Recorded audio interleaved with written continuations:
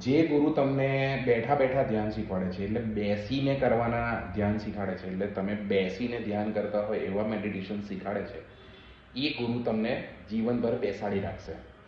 કારણ કે બેસીને શીખવાના જે ધ્યાન છે એ તમને શાંત પાડી દેશે, કાં તો તમને કશુંક આગળ કરવા નહીં દે, because you will be stand still. હવે એવા મેડિટેશન્સ છે જે ઊભા થઈને કરવાના છે. ફોર એક્ઝામ્પલ, નટરાજની તમે મૂર્તિ જોઈ હશે, that is a dancing meditation. A cosmic dance કરે છે, એટલે you can go beyond sitting meditation. તમે બેઠા બેઠા કરતાં અલગ ધ્યાન કરી શકો છો.